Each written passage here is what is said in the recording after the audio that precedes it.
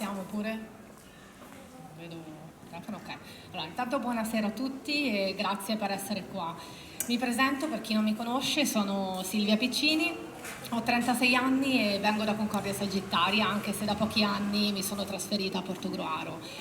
Sono una delle candidate del Veneto che vogliamo per la provincia di Venezia e oggi parlo anche a nome di un gruppo di cittadini e cittadine del Veneto orientale che come me hanno aderito al movimento dalle prime ore sottoscrivendone l'appello. Anzi, colgo l'occasione per invitarvi a visitare la pagina del Veneto che vogliamo e a sottoscrivere l'appello leggendolo, se ne condividete le idee, per accrescere la nostra rete di sottoscrittori.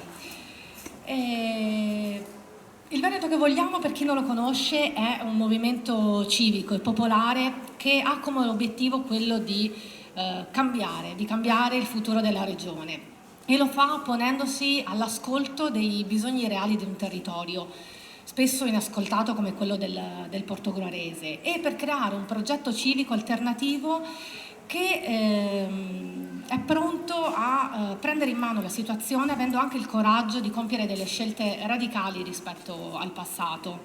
Sono orgogliosa di dire che il Veneto che vogliamo è anche la prima grossa esperienza civica italiana a livello regionale, costituita da una lista di candidati che rappresentano l'intero tessuto sociale della nostra regione. Ci sono infatti professionisti, amministratori locali, studenti, operai, e Arturo Lorenzoni è l'emblema di questo percorso civico.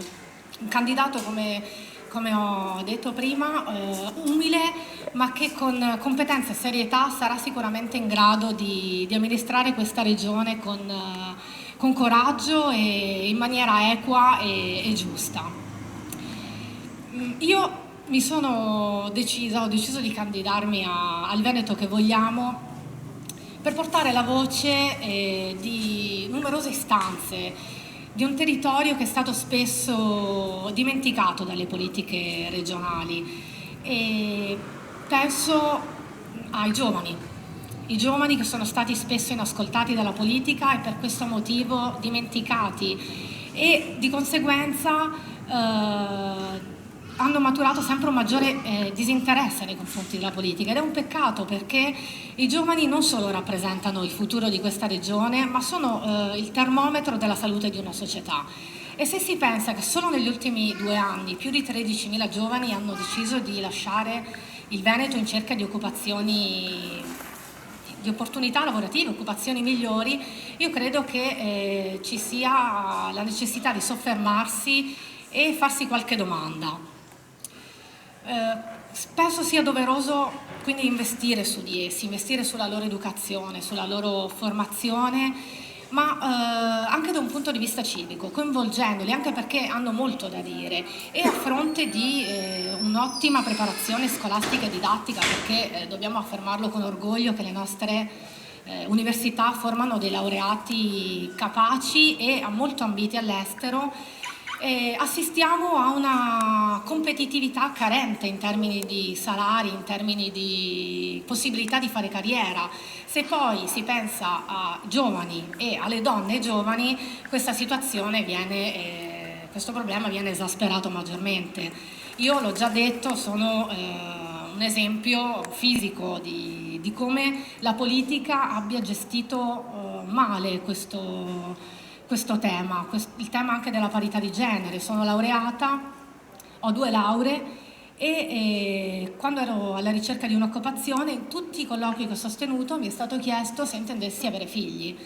Ora, io credo che nel 2020 questo sia appunto inconcepibile, che sia vergognoso che una donna debba ancora scegliere tra famiglia e lavoro, che una donna ancora oggi guadagni meno di un uomo anche se più qualificata e più competente in determinati campi. E credo anche che al giorno d'oggi un laureato debba avere il diritto di trovare un'occupazione giusta, che non debba accontentarsi sempre, che gli sforzi, gli investimenti delle famiglie debbano essere riconosciuti in qualche modo.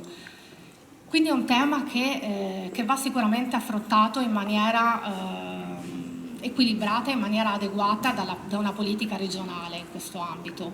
Come va affrontato un tema che mi è molto a cuore, che è quello ambientale. Il problema nella regione è che manca una programmazione e questo ha portato il Veneto a raggiungere dei traguardi tutt'altro che positivi. Se non lo sapete, noi siamo tra le regioni più inquinate d'Europa e la seconda regione in Italia dopo la Lombardia per consumo di suolo, con conseguenze ambientali disastrose. Nel nostro territorio fenomeni come alluvioni, bombe d'acqua, inondazioni, che conosciamo purtroppo molto bene, rappresentano un problema che va gestito con priorità dalla regione. Ci deve essere il coraggio di porre come priorità e come necessità il problema ambientale come il problema sanitario. Anche nel nostro territorio ci scontriamo ogni giorno, cioè ogni qualvolta che dobbiamo prenotare una visita in ospedale ci scontriamo con questo problema. Siamo costretti o ad andare a pagamento in cliniche private o a rivolgerci ai nostri vicini friulani, che per carità è un discorso a parte e andrebbe aperto un dibattito, un dialogo con loro affinché si gestisca in maniera migliore questo problema, ma che è frutto di un processo di privatizzazione che da 25 anni sta smantellando il sistema pubblico sanitario e sta indebolendo sempre più gli ospedali soprattutto periferici. Il Veneto che vogliamo ha ben chiare queste problematiche e ciò che mi ha convinto proprio a candidarmi è che per la prima volta ci sono delle risposte concrete, risposte che sono contenute in un programma di 200 pagine, poi sintetizzato in un piccolo libretto che noi chiamiamo libretto Verde Laguna, proprio perché ricorda il colore della nostra laguna, che racchiude appunto queste proposte scritte da più di 2000 attivisti che nell'ultimo anno si sono riuniti per scrivere un programma che parla alle persone. Ecco, io prima di dare la parola ad Arturo Lorenzoni ci tengo a sottolineare un aspetto che mi ha colpito molto del programma e che è l'ultima parte, che è stata lasciata in bianco per raccogliere le richieste, i bisogni dei cittadini che vengono appunto interpellati dai noi candidati durante questi giorni di campagna elettorale. E credo che questo sia non solo un aspetto innovativo di un movimento politico, ma che faccia capire quanto sia importante per noi mettere al centro l'ascolto del territorio, l'ascolto delle persone e che sia ora di dire basta a una politica spettacolarizzata, propagandistica a cui abbiamo assistito negli ultimi 25 anni, per dare lo spazio a una politica invece che mette il territorio, il cittadino al centro delle proprie proposte. Spero di non essermi dilungata troppo e passo la parola al dottor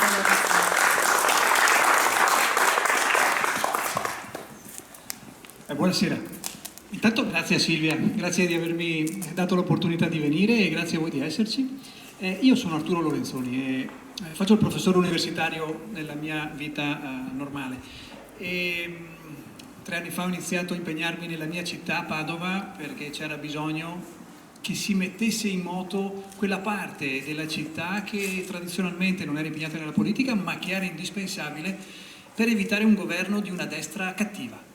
Una destra che aveva reso la città invivibile, piena di conflitto, Camera di Commercio, Comune, Provincia, la diocesi, l'università, erano tutti contro tutti, per uno stile di governo basato sulla presenza di un nemico.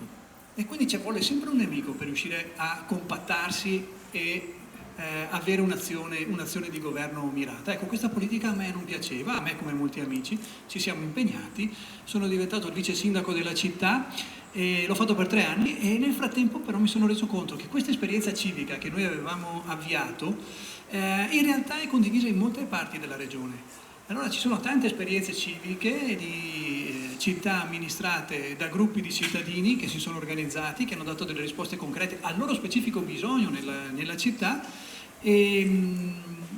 ma che a livello regionale non sarebbero state rappresentate e questo era un peccato. Allora si è lanciata l'idea, cosa dite di fare una rete? Mi piacerebbe. L'idea è cresciuta, è nato il Veneto che vogliamo e mi sono trovato candidato. La risposta, devo dire, è stata superiore a quello che ci aspettassimo, perché è vero, come ha detto bene Silvia, che non ci sono esperienze civiche a livello regionale ancora in Italia, poche a livello internazionale. Però ecco, che questo processo potesse maturare, prima con Stefano si diceva un anno fa abbiamo fatto il primo incontro, era una giornata calda, è vero, un anno fa si è partiti e non si pensava che nell'arco di un anno si potesse arrivare ad un mese dalle elezioni con una lista preparata, con una serie di candidati credibili sul territorio e con la capacità di aver aggregato delle forze diverse intorno ad un progetto. Per cui questo secondo me è un segnale molto forte. È un segnale che quell'unione del mondo democratico che è mancata negli ultimi anni si può ricreare. Tanto è vero che il Partito Democratico ha accettato la mia candidatura, i Verdi hanno accettato la mia candidatura, Più Europa ha accettato la mia candidatura e così via, e si è creato un movimento piuttosto ampio. Adesso si stanno unendo anche i ragazzi di Sanca, che è un movimento autonomista molto interessante e molto giovane, quindi 5 liste che mi supportano. Ecco, l'obiettivo che noi abbiamo è quello di mostrare che una politica fatta intorno non a un'appartenenza di provenienza, ma ad un progetto condiviso è possibile. E il progetto condiviso lo si è scritto, appunto ha detto 200 pagine, è meglio non dire un programma così corposo perché uno si spaventa e dice questi qua vogliono fare il libro dei sogni. No, abbiamo fatto un librettino di 24 pagine che riassume proprio le cose che stanno a cuore e che poi ovviamente si tradurrà in alcuni punti. Ma sono punti condivisi. In questo momento li stiamo condividendo anche con tutte le forze politiche in modo da avere una dozzina di punti che sono quelli che vogliono caratterizzare la nostra proposta, che è una proposta fortemente alternativa a quella della Lega. La Lega ha un governo del territorio che è legato alla presenza di un nemico sostanzialmente. E guardate che questo nemico continuano a formarlo, quello che sta succedendo a Casier, in cui i migranti diventano gli untori perché ci stanno portando il virus, facendoci credere che siano tutti contagiati, portandoli via da Jesolo, portandoli lì, stiamo creando un nemico, perché senza un nemico non c'è la capacità di aggregare, non ci sono le idee per aggregare. Ecco, è una politica che non ci piace. A noi piace una politica che non ha nemici, ma ha delle idee forti. E quindi, ecco, il compattare la proposta intorno a delle idee forti. Li ha dette bene Silvia, la gestione dell'ambiente. Qui io gioco un po' in casa, per cui tendo sempre a dirlo poco perché ho paura di farmi prendere la mano, però la gestione del nostro ambiente veramente richiede un'attenzione diversa.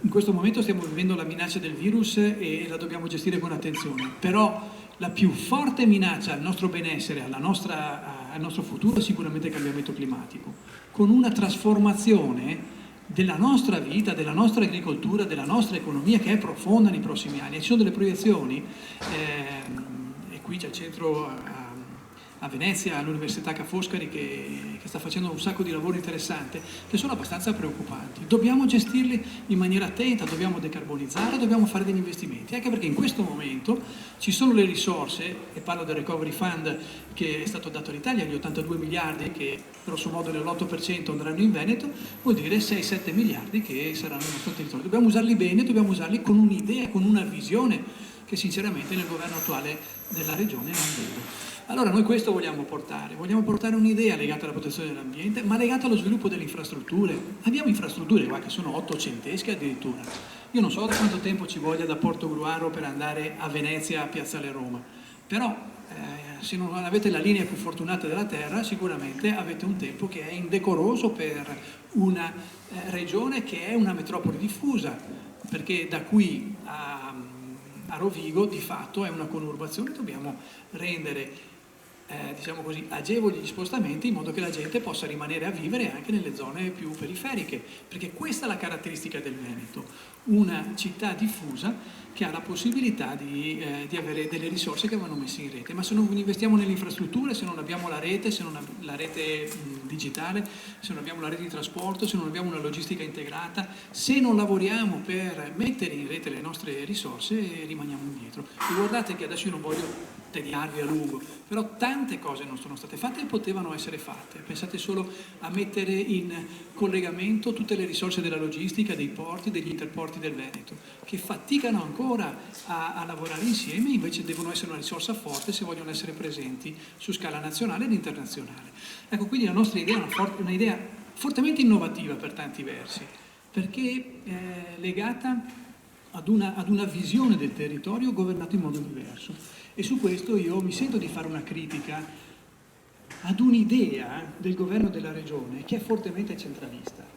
E mi spiego, se avete in mente come è organizzata oggi la nostra sanità, con Azienda Zero, che doveva essere un'agenzia d'acquisto delle diverse aziende sanitarie, e anziché essere un'agenzia d'acquisto che aiuta ad acquisire le risorse in modo efficiente, è diventata un'azienda sovraordinata che fa da collo di bottiglia, che stringe e che obbliga tutti i direttori generali a prendere le decisioni in base a quello che decide il direttore di Azienda Zero. C'è una visione verticistica dell'organizzazione della sanità, ma possiamo parlare di tutto il resto, possiamo parlare della qualità dell'aria, possiamo parlare di tutta l'organizzazione della regione, perché risponde ad un'idea di controllo che a noi non piace. Per noi la regione deve ascoltare i territori, fare rete, ma invertire quella piramide e fare sì che siano i territori che guidano le scelte di investimento sulla propria area. Questo è possibile, questo è auspicabile, questo va nella direzione di creare sviluppo e quindi questo noi vogliamo portare. Io sono convinto che il tempo sia maturo per un governo diverso della regione e questo è il progetto a cui stiamo lavorando. Riusciremo a vincere a settembre? Non lo so, è difficile, purtroppo diciamo così, questo nemico che è stato il virus ha compattato molto l'opinione pubblica intorno al nostro Presidente e gli ha dato una visibilità mediatica importante, per cui partiamo con l'handicap.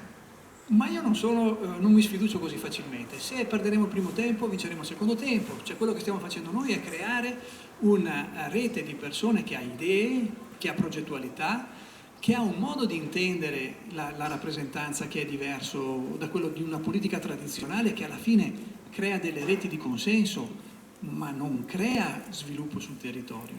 E quindi ecco, io sono fiducioso che questo progetto è partito un anno fa, ha una tappa adesso, mi auguro che questa tappa riesca ad essere già risolutiva, se non lo fosse continua. Faremo un governo ombra della regione, marcheremo a uomo ogni assessore e non lasceremo che ci raccontino un sacco di cose che sono state fatte bene, perché veramente, guardate, da amministratore locale per esempio, sulla qualità dell'aria, parlando con l'assessore regionale uno dice ma hanno fatto tutto, ma non è vero, non ha fatto nulla. Il coordinamento dell'accordo padano sulla qualità dell'aria è stato portato avanti solo perché gli assessori dei comuni hanno spinto. Adesso questa cosa forse interessa i comuni sopra i 50.000 abitanti, quindi non so, qua siamo sopra o sotto? 26.000. Qua siete sotto, però va bene, tutti poi si possono adeguare. Però la regione non ha fatto nulla di questo coordinamento. E non si può venire a dire abbiamo fatto tutto quello che dovevamo fare, non avete fatto nulla, avete dato gli incentivi per la conversione del parco veicolare commerciale, sì, ma hanno messo 3 lire, l'hanno preso in 4 per provincia, non so, dico 4, magari erano 40, ma ce ne volevano 4.000 per provincia, quindi è facile dire ho fatto la misura sì, ma se metto poi pochi soldi e la seconda tornata non la finanzio, voi capite che io posso raccontare che ho fatto la misura, ma di fatto è una misura inefficace. Ecco, è questo che a me dispiace, di una politica che è facciata ma non è sostanza. Io da ingegnere preferisco la politica della sostanza rispetto a quella della facciata e penso che sia tempo di fare questo, senza guardare alle appartenenze politiche ma guardando all'operatività concreta. Ce n'è bisogno per la nostra economia, ce n'è bisogno per la qualità della vita di tutti noi. Se pensiamo anche alla sanità, voglio dire, la medicina del territorio, adesso io non so se erano le cose di cui mi volevi parlare, però è stata massacrata. Sì, ma la medicina del territorio è stata massacrata convergendo su grandi poli degli acuti, cose di cui abbiamo bisogno, ma non è solo quello. Abbiamo bisogno di una medicina diversa, di investire sul territorio. È oneroso, certo, ma non possiamo delegare al privato quello che è uno dei pilastri del nostro benessere. E invece c'è stato questo andamento un po' strisciante, no?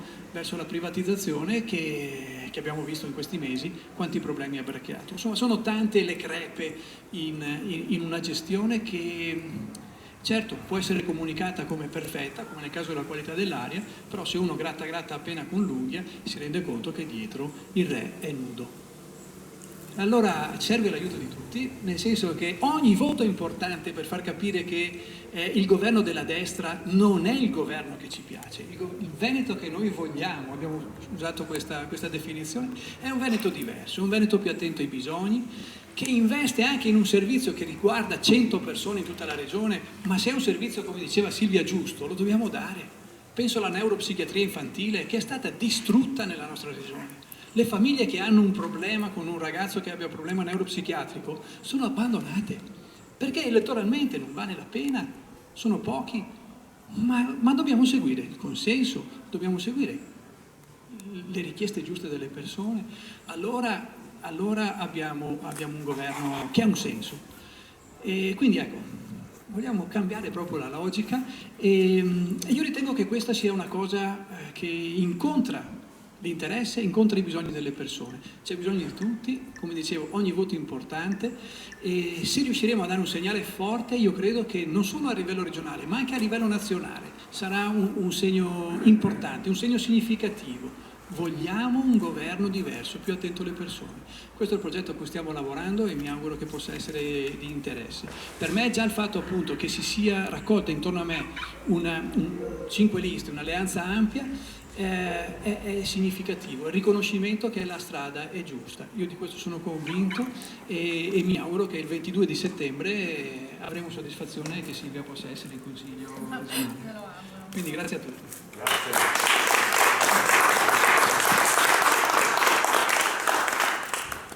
Io chiuderei dicendo, prima di tutto invitando Stefano Spivak a dire 2 parole se vuole e poi se ci sono domande ovviamente sono le benvenute e ad affermare con orgoglio che sentir parlare Arturo Lorenzoni sia veramente la percezione di una politica diversa, di una politica migliore, perché tocca il cuore delle persone, tocca il cuore alle necessità, ai bisogni dei cittadini che hanno davvero l'urgenza di essere ascoltati.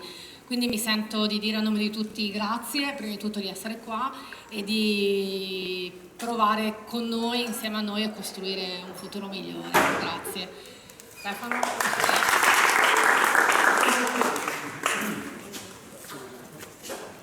Ringrazio anche Stefano che è un sostegno fondamentale.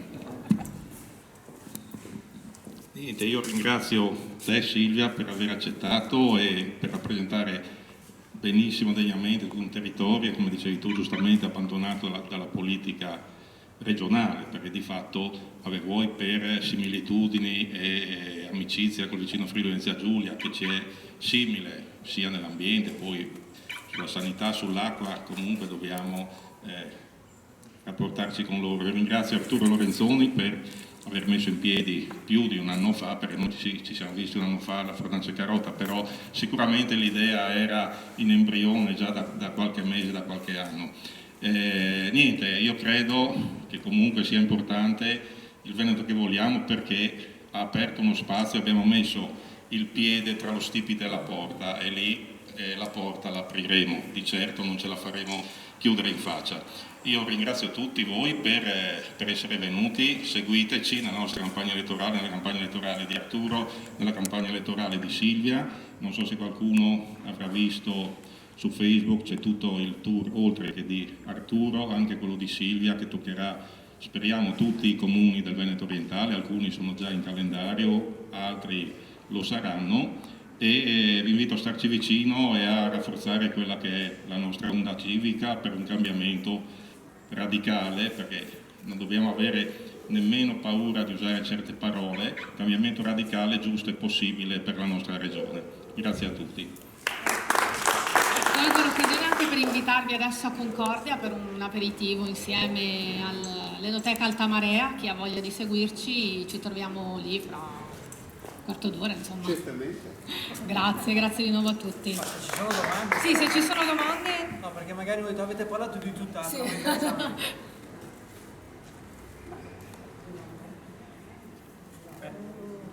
Dai Stefano.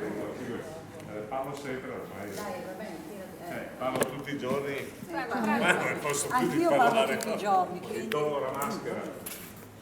5 minuti. Candidato sindaco di Concordia. 5 secondi, grazie. Io sono venuto perché ho una grandissima stima in Arturo e speriamo bene, ragazzi. È dal 95 che abbiamo Galan, Zaia il vice, poi è andato ministro dell'agricoltura, però purtroppo qua è una crudeltà per noi che abitiamo qua, ragazzi. È veramente una crudeltà avere sta roba che ci comanda. Il Veneto medio se vede che va ben così. A Padova siete riusciti a fare un miracolo, quel piccolo miracolo che noi stiamo tentando di fare adesso a Porto. Anche io ho 5 liste. Abbiamo 80 ragazzi e ragazze, donne, uomini e stiamo cercando di lavorare molto bene, soprattutto in unità. La cosa che raccomando è l'unità, ok? Perché Silvia è una splendida donna, corre per il Veneto che vogliamo, poi abbiamo 2 bellissimi candidati anche del PD, abbiamo nella nostra zona il candidato di Articolo 1, quindi dobbiamo lavorare in unità. Se ricreiamo le stesse spaccature che si sono create nel passato, non andiamo da nessuna parte. Quindi io posso solo dire grazie ad Arturo per essere stato intanto uno dei transformer di Padova, e non era facile, e che quello è stato un segnale per la Regione Veneto. Cerchiamo di cambiare anche questa regione, perché veramente, io prima ti ho anticipato, ci prendono molto in giro su tante cose, anche sul Veneto orientale, l'intervento l'ha fatto Stefano prima. Noi siamo dei poveri reietti dimenticati da tutti, quindi non siamo né veneti, perché siamo all'estremo lembo orientale, né friulani che hanno dei servizi molto superiori ai nostri. La mia coalizione che è già partita da tempo, che però si schiererà, è per cercare di ricreare in questo Veneto orientale una dignità. Basta. Dopodiché io sono medico, per cui essendo medico e avendo delle competenze in questo senso, sfondate una porta aperta su quello che ci sarà nel futuro. Qualcuno ha accennato ai fondi Covid, speriamo che arrivino i fondi Covid, perché il MES ancora non sappiamo se arriva, e sono i fondi medici. Il Recovery Fund speriamo che arrivi, e sono i fondi per risistemare le opere pubbliche lasciate marcire. E comunque io faccio tantissimi auguri a Silvia e a te, sai, assolutamente. Dai, vediamo il 22 di settembre e grazie per la possibilità di essere intervenuto. Ci sono domande? Dai, è tutto chiaro. Diciamo, posso un attimino? Certo. E allora, quello che diceva giustamente Lorenzo, Sì, dai. diciamo che da insegnante si sente molto la verità. Allora, prima di tutto volevo ringraziare, come ha detto, il nostro candidato sindaco Lorenzoni per essere venuto qua, Silvia che ha dato la sua disponibilità per la candidatura. Mi presento, io sono segretaria di Articolo 1 qui a Portogruaro, quindi nella vostra coalizione ci sono anche alcuni dei rappresentanti di Articolo 1. Per quanto riguarda invece quello che dicevi sulla privatizzazione della medicina, insomma, di quello che diventerà adesso con il Covid, probabilmente si tornerà indietro, perché in realtà il nostro governatore, il nostro presidente, perché i governatori qua in Italia non esistono, il nostro presidente stava prendendo in esempio, ad esempio, la Lombardia per la privatizzazione totale della sanità. Ok? Quindi probabilmente questo guardiamola come opportunità per tante cose e a maggior ragione per la sanità pubblica, perché in realtà adesso dovranno fare veramente un passo indietro. Quindi bisogna vigilare bene, perché io auguro di vincere chiaramente il Veneto che vogliamo, io ci spero tantissimo, però sappiamo quanto dura, perché il Presidente si è fatto una campagna elettorale sfruttando l'onda del Covid, no? Ce l'avevamo tutti i giorni con comunicati stampa, quindi voglio dire, anche quello è un po', secondo me, un po' da sciacallaggio, no? Cioè io la vedo così, ma tanto è il modus operandi della Lega, quindi voglio dire, non ci trovo nulla di male. Quindi a questo punto qua il mio augurio è che possiamo farcela. E nel caso comunque, nel momento in cui siederete in quel consiglio, veramente di farvi valere, di farvi sentire, di fare un'opposizione forte per 5 anni, perché solo un'opposizione forte potrà renderci la possibilità più avanti veramente di espugnare la Lega dal nostro Veneto. Quindi il mio augurio è per voi per il momento. Grazie.